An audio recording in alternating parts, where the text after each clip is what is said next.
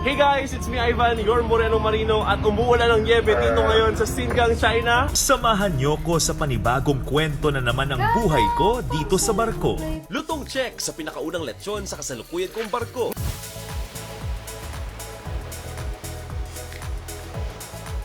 Well, frankly speaking, it's not really my dream to become a seafarer. Actually, yung pinaka-first dream ko talaga dati was to be in the journalism field. So, kumbaga, bala ko talaga dati maging broadcaster or newscaster sa Philippine television. Para sa nagbabagang balita sa ulat panahon. But way back then, I saw really the struggles of my family. So I thought of the way na siguro yung pinaka-fastest way that I could be able to uplift the status of my family in the society is to take the maritime profession. Kasi knowing that time, kasi yung mindset ko sa maritime profession is, yun nga, high-paying salary siya.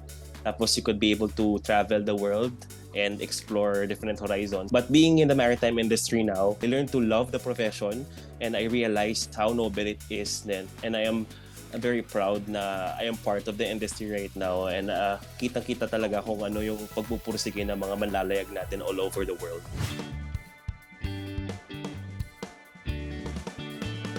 I am on my third contract and almost 3 years na rin. So medyo bago-bago pa ako sa industriya, but it's a very nice experience and I'm eager to learn more pa about the industry. So as of the moment, sa bilang ko, I've been to 24 countries na.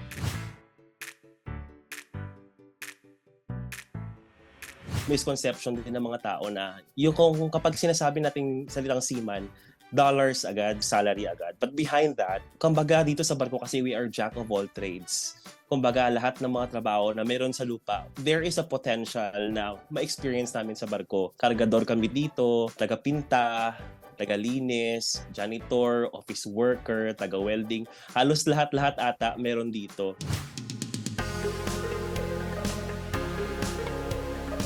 As of the moment, I'm still in awe pa rin na I was able to reach 2 million followers and still growing. Kasi doon ko rin na-realize na ganun pala kadami yung tao na hindi pa talaga, wala pa talaga silang perspective sa pagbabarko. Kumbaga, yung iba doon kasi hindi naman sila maritime, na nasa maritime talaga. Yung iba doon curious lang how the maritime field works. Yung iba talaga, majority seafarers.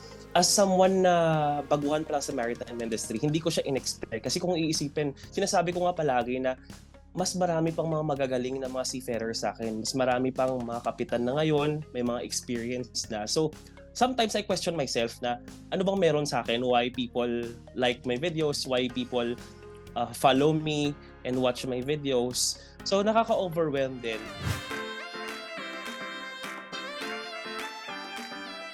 Hey guys, it's me Ivan, your Moreno Marino. Your Moreno Marino. Your Moreno Marino. Mga elementary years ko, tinatawag akong dating nog-nog, tinatawag akong dati na yung Eita, tapos lumilipad na damit.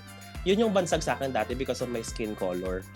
But then, growing up, I realized hindi siya imperfection eh. It is something that you should embrace. That's why ginawa ko siyang positive, then I labeled myself as Moreno Marino because I think na my color doesn't define my journey as an individual and doesn't define also my personality.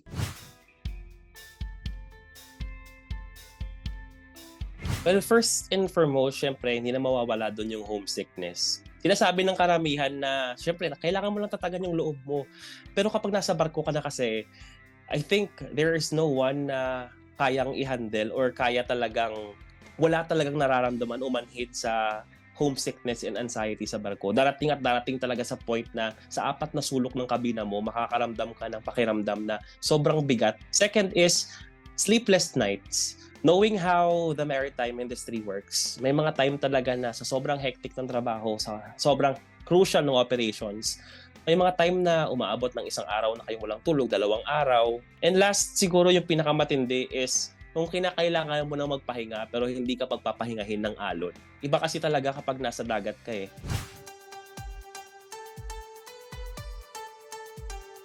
Huwag niyong ikulong yung sarili niyo sa loob ng 4 na sulok ng kabina ninyo. Kasi meron kayong mga kasamaan sa barko na hindi man lahat pero somehow willing to listen to your problems. Kaya, ayun, napaka-importante kasi nga mag-build ka ng harmonious relationship sa barko. Maghanap ka ng bagay na magpapalipas ng oras na mas mabilis. And for me, on my case, That is content creation. Ako si Ivan Guzman, isang global Pinoy at saludo ako sa lahat ng mga marino sa buong mundo.